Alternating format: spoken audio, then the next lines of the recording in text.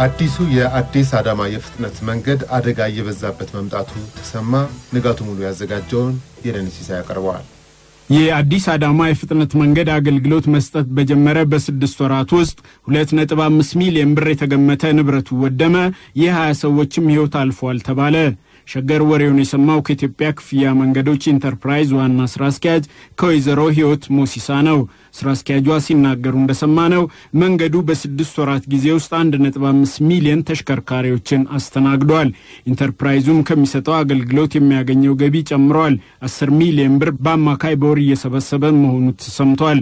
ጠጥቶ መንዳት፣ እንቅልፍ መወዳደር፣ የመንገዱን አጠቃቀም አለማወቅና የመኪኖች ብልሽት ኢንተርፕራይዙን ንብረት እያወደሙ የሰው ህይወትም እየጠፋ ነው ሲሉ ስራ አስኪያጇ ተናግረዋል። ጅብ የፍጥነት መንገዱን አጥር ሰብሮ እየገባ ለአደጋ ምክንያት የሆነ መሆኑ ተሰምቷል።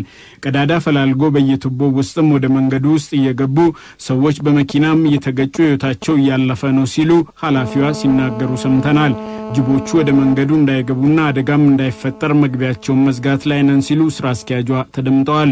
በመንገዱ የሚጠቀሙ አሽከርካሪዎችና ተሳፋሪዎች የፕላስቲክ ውሃ መጠጫና ሌሎች ቆሻሻዎችን በየመንገዱ ላይ እየጣሉ ኢንተርፕራይዙ ሌላ ወጪ እንዲያወጣ እየሆነ ነው ሲሉም ኃላፊዋ በምሬት ተናግረዋል።